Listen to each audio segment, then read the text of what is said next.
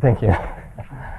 Okay, so I'm at Brigham Young University, and my talk sort of is two disjoint parts: streaming in DD and cell-cell adhesion. And so the first part was done with two students at BYU, Brittany Dallon and Chelsea Maloney, and then the cell-cell adhesion stuff was with Elijah Newren and Mark Hansen. So Mark Hansen's a biologist at Brigham Young, and Elijah Newren is sort of an expert in immersed boundary method.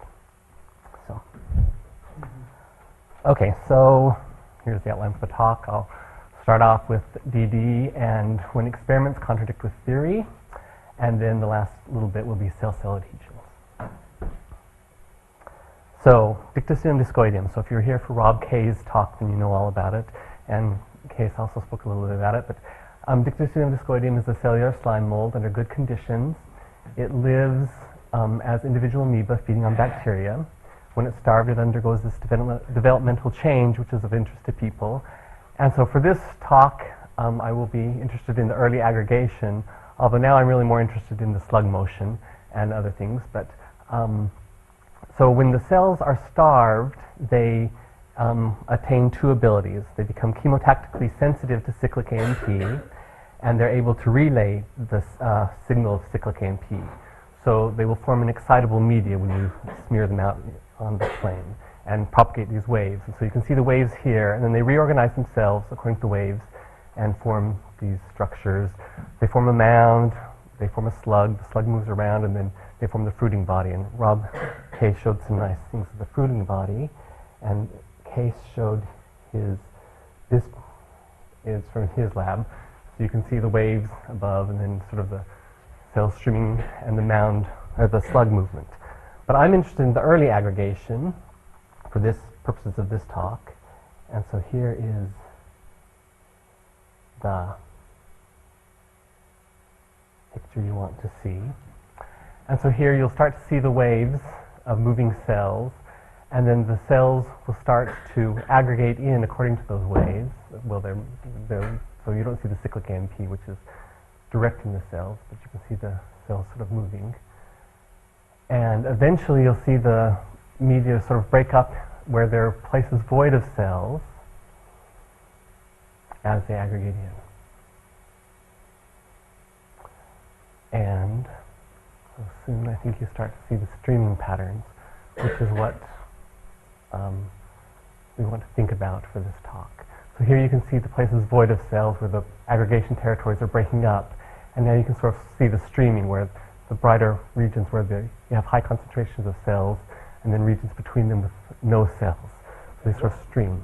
What lengths and time scales are we looking at? Length scale, yeah, I don't know, but I assume this is millimeters, maybe centimeters, and this happens in the hour, so from starvation, 4 hours you start to see these waves, and after 6 hours you start to see the streaming patterns.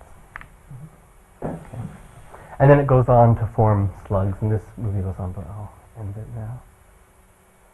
Although I do want to show, so you've seen the fruiting body one, or some of you have. I'll just show you this. This is such a nice slug one, even though I'm not talking about slug today. But it has very nice dynamic motion as the slug sort of moves. All these cells move in a coordinated manner to sort of move the slug around. And there's one more of a stream, which is this one. And so here you can just see a stream of DD cells moving.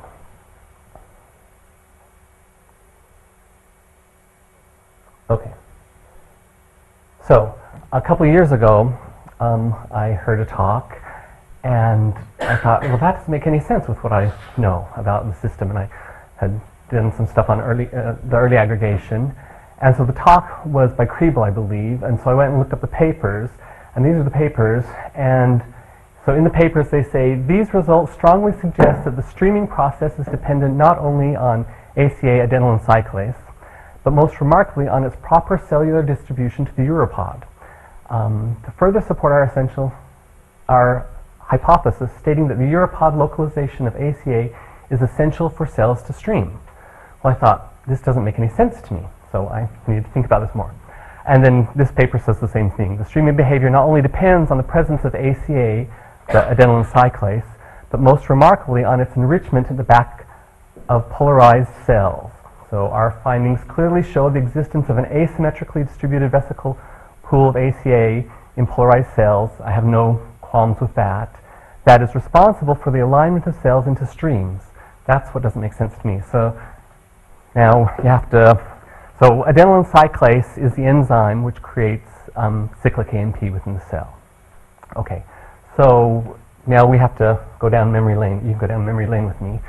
So I had worked on early aggregation with Hans as a graduate student, and so I knew a little bit about a bunch of these models. And so here are some of the models. So in 1978, McKay did one which is just a computer simulation, and it has discrete cells, and the cells signal with each other. It's a cellular automata type model, and this exhibits streaming.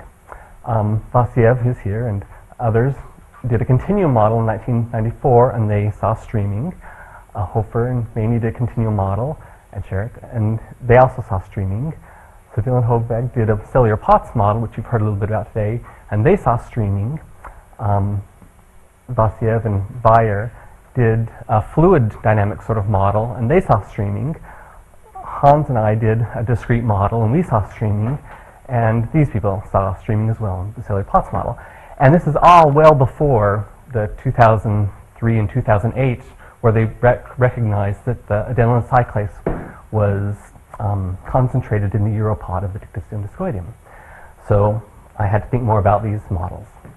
And so the continuum model, they're like this. So you have the cell density, which is governed by this equation, and this is just you have the diffusion of the cells and some sort of chemotactic term for the cell density.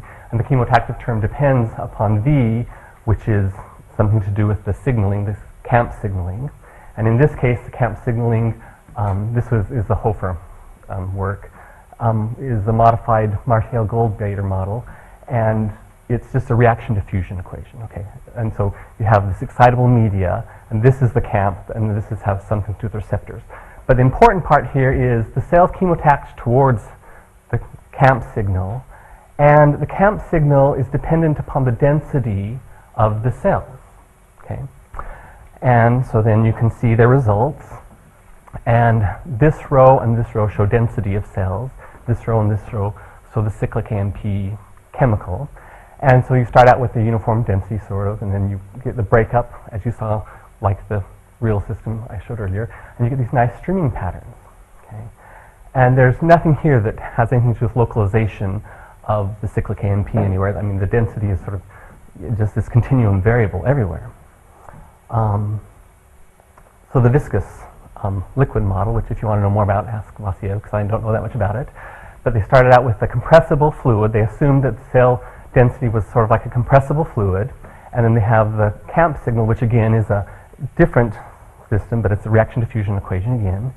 And again, you have the production of the cyclic AMP depends upon the density of the cells, okay?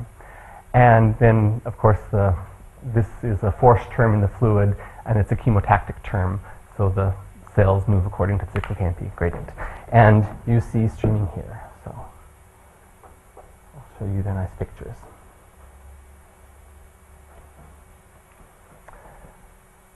And so this is the cyclic AMP signal, and the blue is the liquid representing the cell, so it's the cell density. And you can see sort of a nice streaming that is occurring here. And again, this has nothing to do with localizing the adenylate cyclase. Okay. So, a cellular POTS model. That's been spoken about earlier today, so I won't say much about it. Again, they have a signaling which is Fichu Nagumo, and these are the cells, so you have the, depending upon whether the cell wants to move into a different grid or not, that has been described already, so I won't describe it more. And they see streaming, so here's their simulation. And you can see a nice streaming pattern. Now, it's a little hard for me to say much about this because the paper didn't go into details of the signaling, but I'm sure they did not localize the signal anywhere in the cell. It just sort of was distributed throughout wherever the cells were. Oops, that's not what I wanted to do. Okay. So, and then the model that I did with Hans had sort of a more complicated signal transduction signal, and the cells were points. They moved according to the gradient, and so there's some ODEs describing the simplified Tang-Othmer model, and then there's a PDE, which is the external camp. But again, the important part is the camp depends upon the density of the cells, and then the cells move according to the cyclic AMP gradient. And so here are two pictures, and then I'll describe sort of what was learned by studying all these models by various people. And so this one is the camp, and this is the cell density. And you can see a nice sort of streaming. And here the cells are points, so there's of course no localization of the adenylyl cyclase. And so what happens basically is you have sort of this uniform set of cells, and they produce a cyclic AMP, but they move according to the cyclic AMP. So they are directed towards cyclic AMP. So if you have a region of cells here, and there's a high density of cells here, then these cells will see a signal coming from here because the production of the cyclic AMP depends upon the density of the cells. And it's higher here than elsewhere, so these will sort of move off in this direction, so they'll move towards this local area. So once you have some perturbations in your uniform field, then they will sort of, there's this reinforcing mechanism to where higher density regions will increase, and you'll get sort of the streaming pattern that forms. And that seems like what's going on in all of these models. They all have this cyclic AMP depends upon the cell density, and the cells move according to this. So this seems like what's going on. And that seemed fairly well understood. So the cyclic AMP production is density dependent. Cells move according to the cyclic AMP signal. Density variations are reinforced, and random motion reduces these density variations.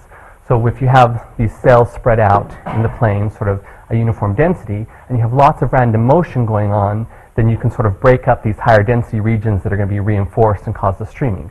So random motion is sort of an enemy to streaming, but you can sort of understand that from these models. Okay, so now I want to go back to this statement by these experimentalists that confuse me, because they're saying the localization of the adenylyl cyclase was essential for the streaming. Well, I needed to look at the experiments to really understand what they were saying. And so I'll try to explain their experiments, but I hope I do them justice. Okay, so they have these cells which lack adenylyl cyclase, and so they can't respond, they can't produce cyclic AMP, because adenylyl cyclase is the enzyme that produces the cyclic AMP. And so in these cells that lack the adenylyl cyclase, when you put a pipette, you get sort of this uniform aggregation towards the pipette. But with wild type, you get streaming. Okay? Well, this is consistent with what the theory, the model said, because these cells are going to be relaying the cyclic AMP signal that they see from the pipette, whereas these won't, because these can't produce cyclic AMP. So there's no sort of reinforcement of higher density regions, because these aren't, you only have the gradient of cyclic AMP being produced by the pipette. Okay, so that's not a problem. So that's consistent with everything that I understood. Okay, so then what they did, and this is how they found that the adenylyl cyclase was localized at the uropod, is they labeled this adenylyl cyclase and have cells that expressed it. I don't know the details of it. And here's their nice video. And so these cells are moving off in a direction, and the labeled adenylyl cyclase is always localized at the uropod. Okay? So I have no qualms with that. So then they have a couple of different things they can do. There's a uncoupled ACA, so adenylyl cyclase, which is not coupled to the G protein, so I don't know the transduction pathway. But basically, this adenylyl cyclase does not respond to other cyclic AMP. So as I said, normally a wild-type cell will sense cyclic AMP, and it will produce its own cyclic AMP signal. But these uncoupled ones will not, because the adenylyl cyclase does not respond, doesn't sense the other cyclic AMP, so it doesn't. And so these guys, if you add this to the mutant that doesn't have the adenylyl cyclase, it does not cause aggregation. And that's fine because this is consistent with everything I know because, again, you don't have this excitable media that you should have because the cyclic AMP isn't responding to the signal.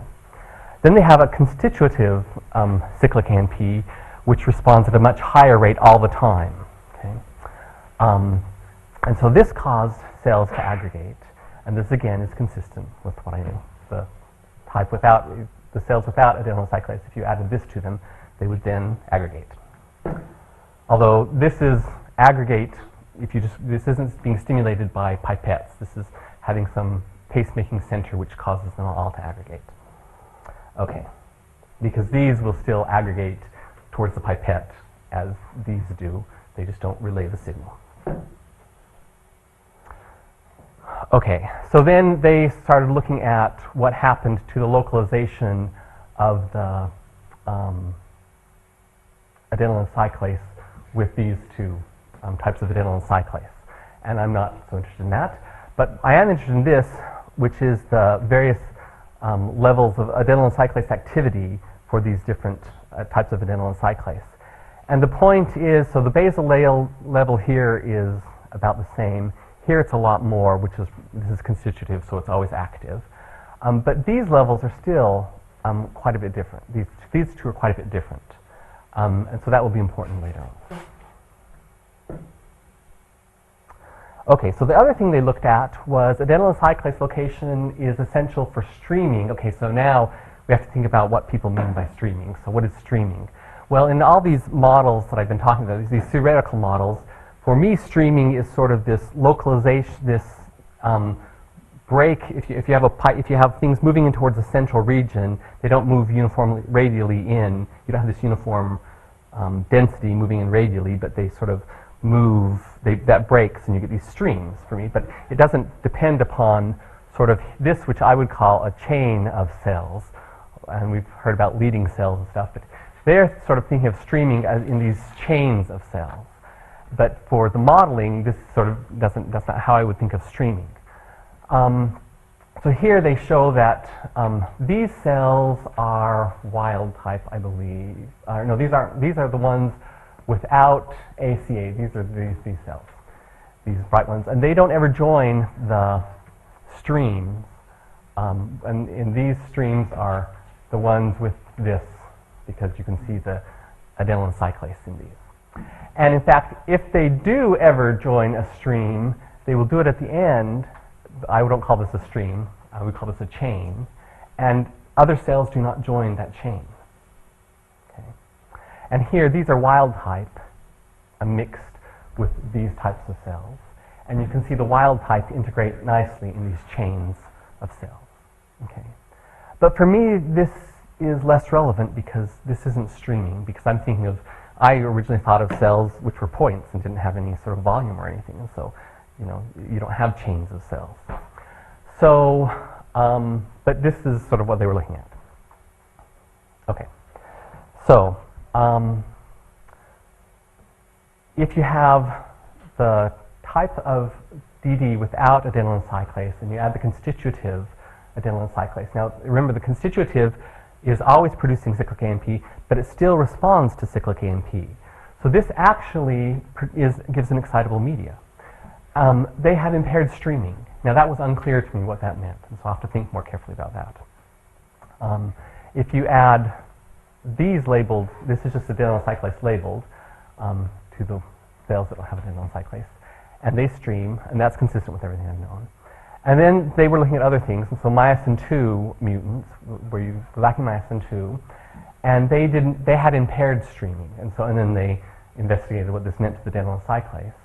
But with myosin II mutants, when it's lacking, they don't polarize as well, and so this is again unclear. We'll have to think about this. But since I've already sort of told you that random motion is sort of an enemy to streaming, if you don't polarize the cells as well, you can imagine there's more random motion, and that would be an enemy to streaming. So I mean, it would decrease streaming, and so you would have impaired streaming perhaps. Okay. And then again, they act as stream terminators. Well, that doesn't mean a lot to me because this is really a chain of cells. Okay. And so then they go on to list all their evidences to why they think ACA localization in the uropod is important. And so one of them was that the cells which lack adenylate cyclase, and those that lack adenylate cyclase, when you put it with uncoupled ACA, they don't stream. Well, that's consistent with everything I've known. This constitutive one, that's unclear, again, because you still have an excitable media. But these stream terminators, that's not really applicable, in my opinion, to streaming. And again, wild-type migrations, so this again is not applicable. Okay, so those were their sort of evidences. Those were their arguments. So I want to think about what's going on carefully. So if you assume that, and this is what they assume too, the localization of ACA means you're localizing the output of the cyclic AMP to the back of the cell, then we have a bunch of models which don't do that, which exhibit streaming. But what is streaming? Well, so if you define streaming to be, well, if you have cells aggregate to a source and they aggregate by first moving in directions different than towards the source, so like to higher local densities, then that's what I would call streaming. Okay? And so you can see that here. So this is, I stole one of their, well, all this is taken from stuff, but this is one of a very nice picture of theirs, movie. And so here, if you look over here, you can sort of see, oops, did it run so quickly? Let's try it again. You know, cells here are moving, they move in this direction and then they start moving off towards these are, you know, so they're streaming here because these move off in some direction, not towards the the global collector, but off in some other direction first and then towards the global collector. And then this is if you treat it with a particular drug, and this can be explained, but I won't talk about it right now. Okay, so the specifics of the cyclic AMP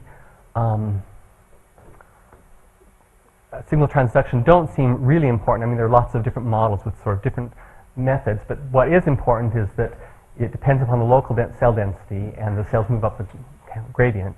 There are other issues you could object to with the modeling, which is the cell bodies didn't really obstruct diffusion, and in some of them they didn't have any volume, or the volume was averaged. And so then you can do some diffusive arguments about how much it would change by just looking at diffusion, but I'm going to skip that.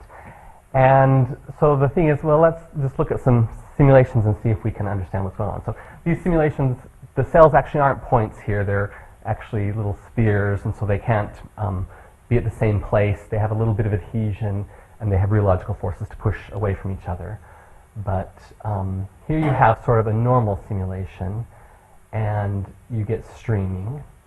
And so now I just want to start changing the levels of the responsive cyclic AMP. So if it responds with higher,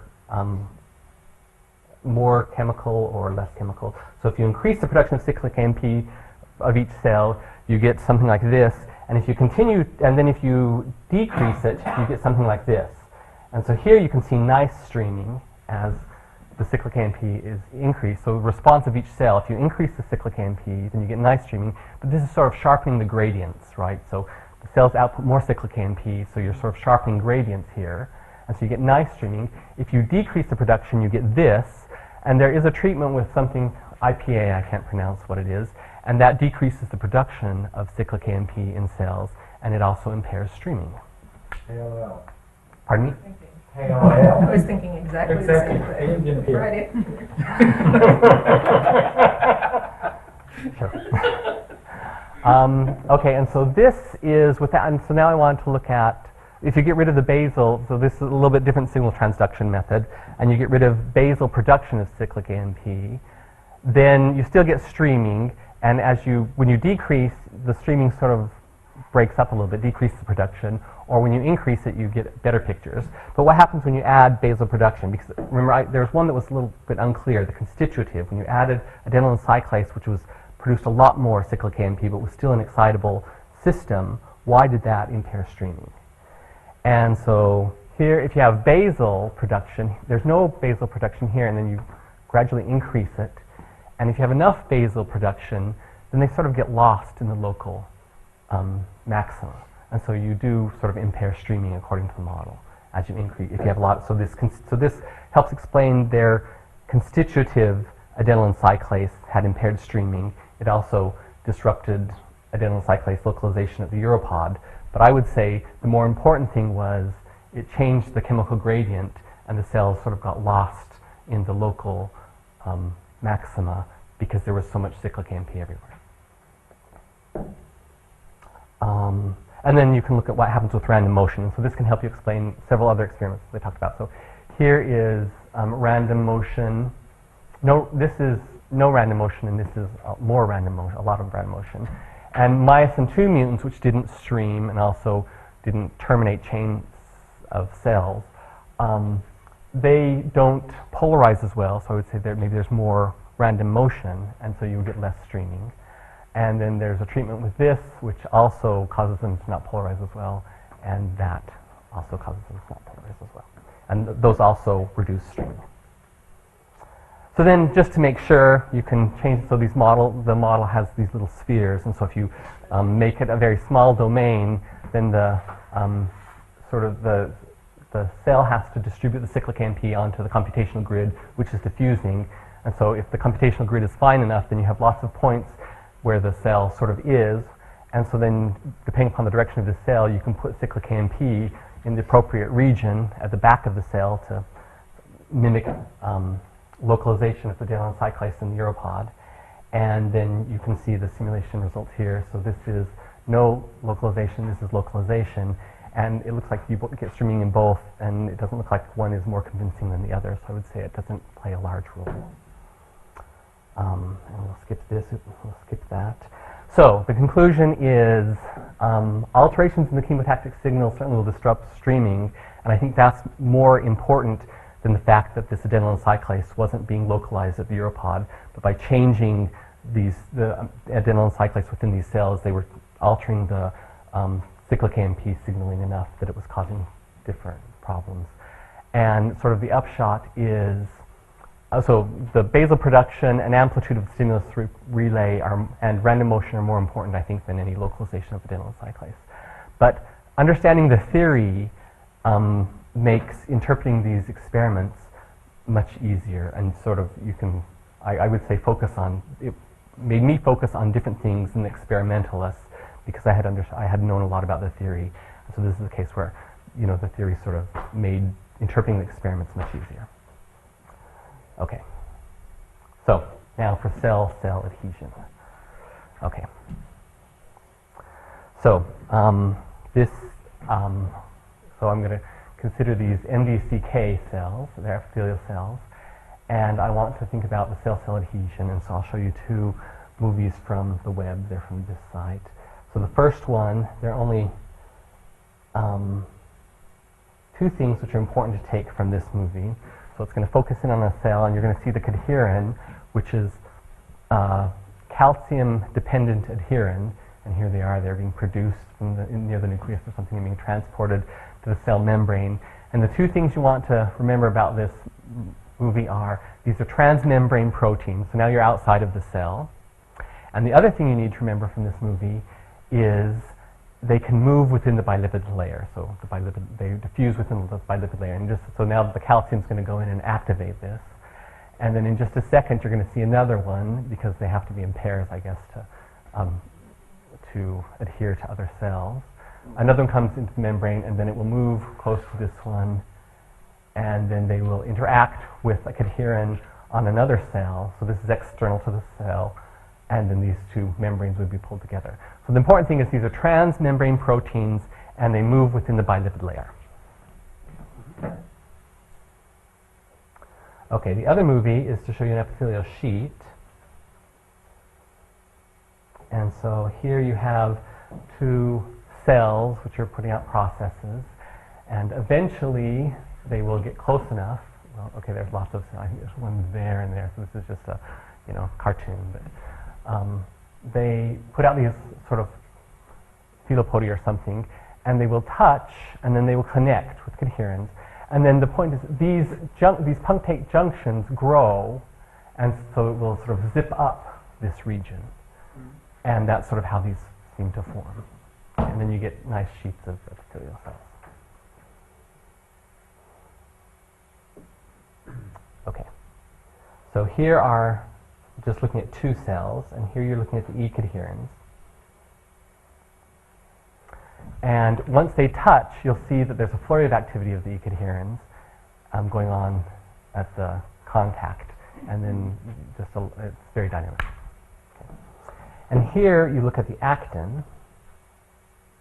We'll look at two of the actin, this one and another one. And so when they touch, it's on this side. You can see these actin fibers change quite a bit. Well, the actin, there's a lot of restructuring of the cytoskeletal structure. You can see some that are sort of coming in like this over here. But then the important thing is there's just a lot of activity in that cytoskeletal structure when they touch. And so the question is, what is the purpose of that activity? Is that the one that I want? This is what I want. So here's one more. And this one is nice because you can see these sort of, it looks like you have these lines. Well, at one point you have like these. So it's like they could be tethering to this junction or something. It's unclear. Okay, so the idea here is, the question is, what is this reorganization of the cytoskeletal structure? Is it important? What's going on? Why is the cell doing this? And so you can imagine that you have these cadherins, and they are in this bilipid layer, and so they can move within the bilipid layer. So there are lots of scenarios. You know, maybe the cytoskeletal structure has to transport these cadherins out to sort of form. You have these punctate junctions, and they grow. And so maybe the cytoskeletal structure is pushing the cadherins out to make that contact area grow larger, or maybe they're just holding them in the membrane so they don't diffuse in the membrane, or maybe they're reinforcing it so they don't get pulled out of the membrane. I don't know, but there are lots of things you could think about going on. So that's sort of what I want to understand. And so I'm going to have a force model, which is a two-dimensional model. Cells are in suspension. We can do that well enough. But cells on the substrate, which is what you've just seen, well, that's a little bit more of a jump of faith, but hopefully you'll jump with me. Okay, so I want to consider the cadherin forces, and then I want to consider the membrane and the cortical shell as something in the force of that, so sort of the tension in the membrane and the cortical shell. And so and then the fluid forces surrounding the membrane and the cortical shell. So to do the last two, I'm going to use the Merce boundary method. So the Merce boundary method, well, I'm going to use it for all of them, but these two, it's natural to think of the Merce boundary method, and that's what I did.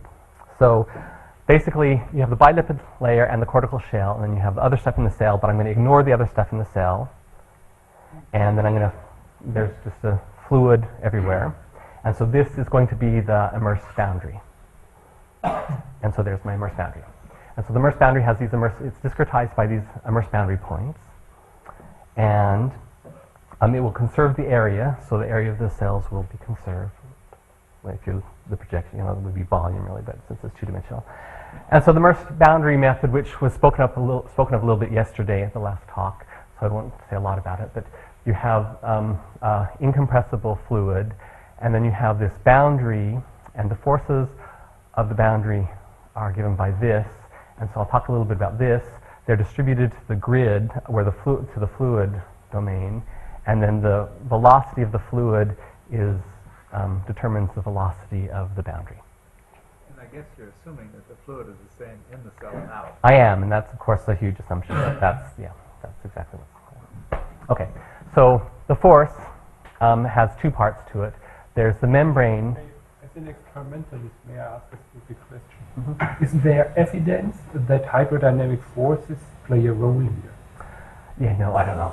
Yeah, so I don't know if that's important or not. But so you can imagine that, so in suspension you have these two cells, right?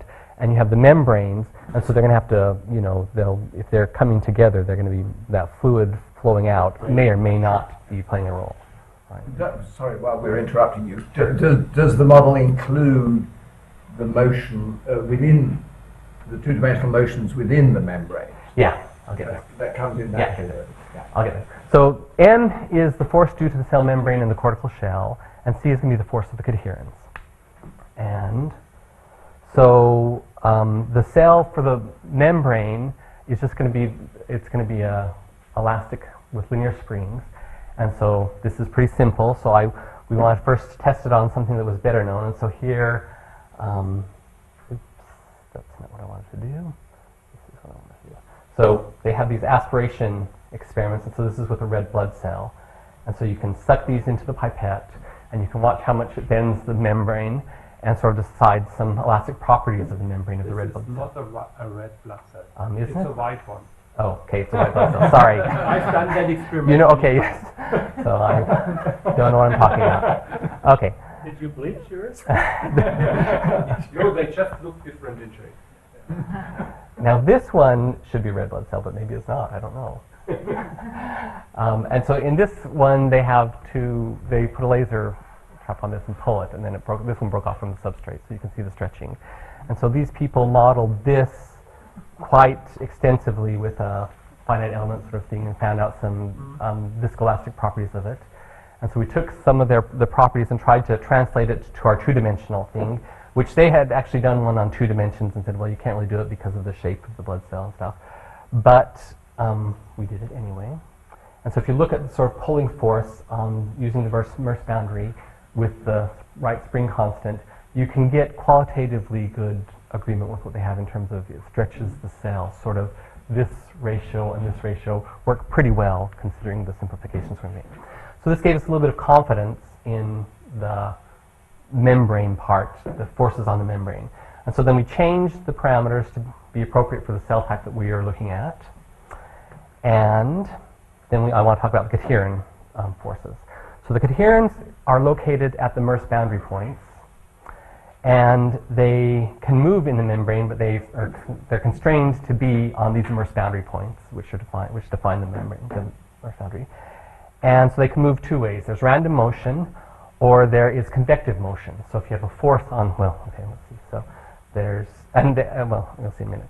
And they can also be stacked, so a lot of them can accumulate at an Merce boundary point. Okay, so when cadherins from 2 cells are within 40 nanometers of each other, then they can interact, and they interact by putting a spring between them, which has a certain force. Okay, and so basically here is the picture. So you have these which are interacting, you have 2 here which get close enough, they start to interact, and they can move, somewhere, let's see. They can move that way, or they can move that way, or whatever.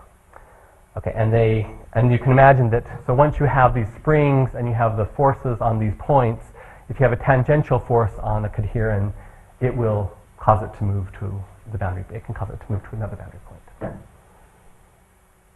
Okay. What is the force law if such 2 molecules bind? Do they apply a force? Is there an energy it takes to break them? So no, okay. So I don't let them break once they bind. Okay, they're so bound. what's So I put a spring. I put a spring between them, and so the spring. So I just do the spring force. The spring constant gives you the right force, sort of at the long distance. So you know they divorce for cadherins. Yeah, there are no divorces. Don't believe in it. Oh, so let's see where. Okay, so here are the cells in suspension, and so if you look at the cells in suspension, the characteristic length here can be measured according to, it's a ratio of the diameter of the cell. And so here's our simulation, and so you can get some sort of length. And so if you look at that, so I'll show you you can see this. Now in this simulation there's no diffusion, and so here the cells just touch each other, and then it sort of zips up with the cadherins sort of. The dark blue ones are ones that are adhering to 2 are adhering. And so here's the plot to look at. And so black is no diffusion. This is time, and this is cell contact length. Red is low diffusion within the membrane. Green is sort of what they anticipate would be the normal diffusion of these cadherins in the membrane, and blue is high diffusion in the membrane. And the interesting thing here is they're all sort of leveling off at the same place. And this is about, so the experiments say it should be about 6. It should be leveling off at 6. Okay? So this sort of indicates this motion within the membrane is not terribly relevant. And it's just because of the way the forces are, right? So the tension in the membrane, you can imagine, if the membrane were had a lot more tension in it or something, then it would be harder for the cadherins, this length to grow. But it just seems like this is not a problem, so it can. This is a 2D model, right? Yeah. And so you can't really have the 3D inextensibility of cell membranes, can you? Your cell membrane stretch.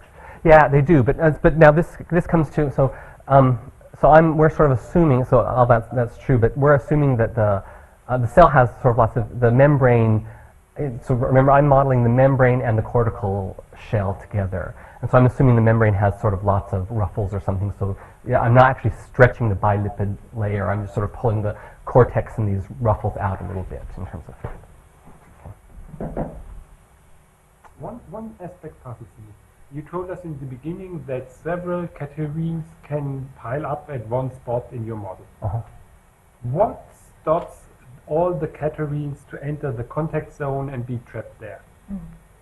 No, they are. They are. So in the end, all of them are in this just short line, and that's well, they're not run long enough to do that. But I mean, so here you can watch in this one you can see the diffusion because the white circles are void of coherence, and so it's true that this is this region is a sink for them, and so that's one of the things that happens is around here you get a lower density because you're only diffusing in from one direction, and so then as that can sort of slow down the zipping up of the coherence. Do you have to add immersed boundary points as the system evolves? Because with this accumulation, you're also concentrating your boundary points. Yeah, no, actually, so the boundary points are fixed. So yeah, they don't. The boundary points. So the immersed boundary points are around the circle with springs, so they can move relative to each other. So you could accumulate, but the volume is supposed to be conserved inside. So they sort of can't get too close to each other. Which role does the fluid play? I can't quite see that. Well, it moves the boundary.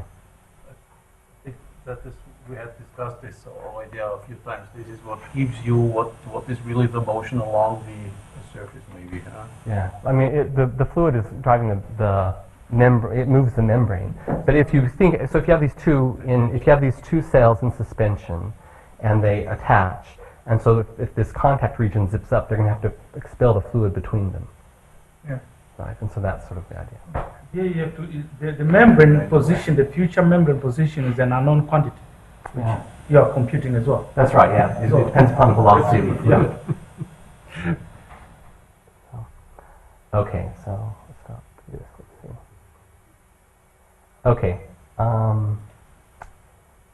So let's go. Okay, so then if you add convection, so okay, black is fixed, red just diffuse, green just convect. And so again, if the cells come together, these two exert forces on each other, so might be some tangential component to that force, so it will cause the coherent to move to a different immersed boundary point.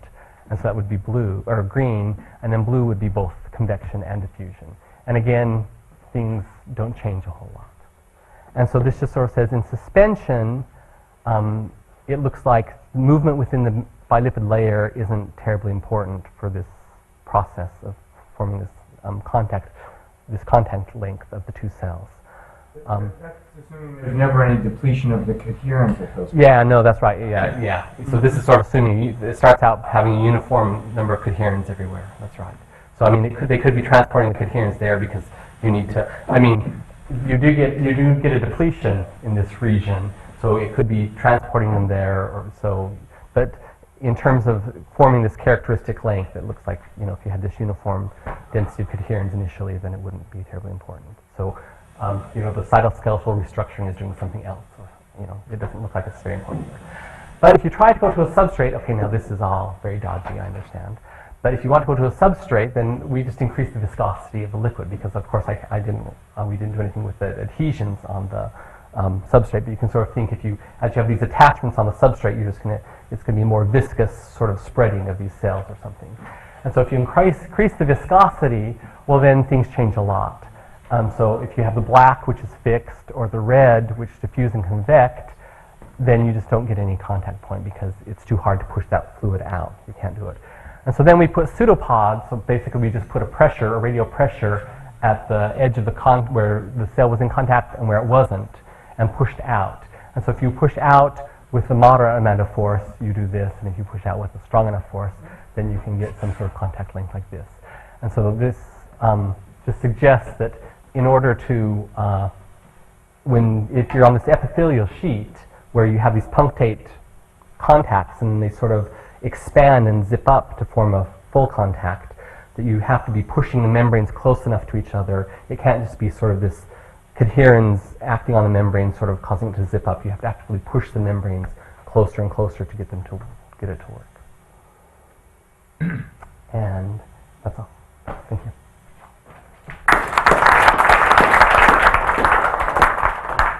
Thank you very much. Any questions? Hans? So I think some people have done this, but I'm not sure. But the fluid within the cell is certainly very different than your surrounding fluid. Right. Do you have any sense of what effect that might have? No, I don't know how that. I mean, so if it changes, I mean, ideally it would have been nice to have a different viscosity of the fluid internal than external. The sort of the numerical setup wouldn't accommodate that, so we didn't try it. So, I mean, I'm not sure anyone has done that successfully yet. Yeah. I mean, we were just happy that when we pulled on the cell, that we got sort of not the same sort of ratios that it was when they pulled on those blood cells. And so that sort of, we thought, okay, well, within some approximation, this is sort of working out. But certainly, when you go to the substrate, though, then you have all this active stuff going on internal to the cell. But sort of in suspension, it seems like this is reasonable because there's, they sort of stay rounded up, and it seems like there's less sort of going on. If I understand you well, do you have the cortex and the membrane? What is the size of that region?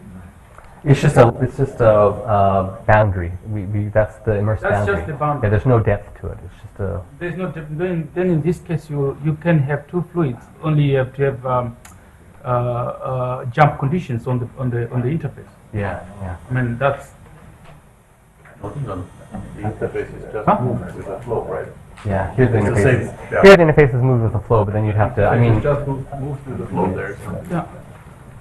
But, I have a comment. I saw very similar pictures as your steady states. I think you can get them by minimizing the Helfrich functional for the two cells, and with a term which just wants to make the contact area large.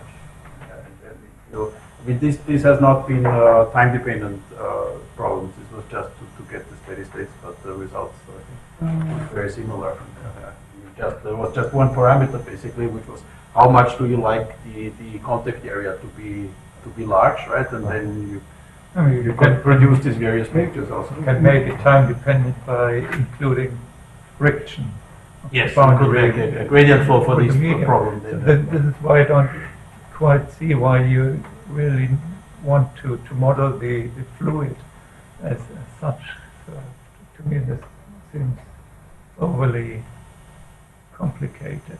yeah, I mean, for the immersed boundary method, it was easy because it was already there, and so that's how I was tracking my boundary. And it seemed I mean, like I say, in the suspension, you certainly have to push the fluid out, whether it's important or not, whether you can ignore it or not. But if I ignore it, then I use some different numerical method because I don't have the immersed boundary method. Yeah, but I think I mean I've thought about this a lot. we have already discussed it here. The problem is when you just have a model which tells you where the membrane goes. You still want to know where the material points on the membrane go, and for that you can use you need something like the fluid. I mean, to really compute full Navier-Stokes in the whole domain is I would also say is a bit much, but Actually, you need something which tells you how you move along, points move along the membrane, and the friction with the environment that is what tells it to you. I have maybe again a stupid question. There are what you are working on is essentially, to me it's not a cell, it's a uniform object, so it's like a giant unilamellar vesicle that adheres, and there are tons of works on how this adhesion works.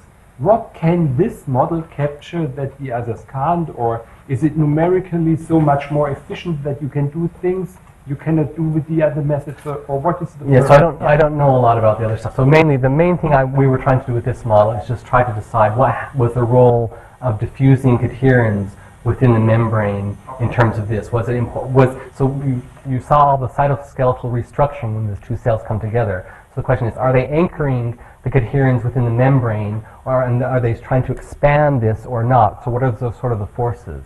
And that was the main question we were asking with this. You say that the numeric computational is not very challenging, but you have delta functions. You have delta functions on the. It may be very challenging, but Elijah Newren did it all for me, so it wasn't very challenging for me. No, That's but how do you deal with delta functions? On the your forces have. Spread them out. Sorry? You just spread them out. Exactly. Yeah. But this, No, yeah. I mean, you have the delta functions, and so you discretize them, and you do the integration. You spread it over your points. That's right. Yeah. Charlie did that long ago. I mean, that was part of his original development. but it's not straightforward that you just yes, Yeah. yeah. But, I mean, it's an existing method. Elijah Newman had the code. That's why it was easy for me. Okay, that's all the questions. Then let's thank the speaker again.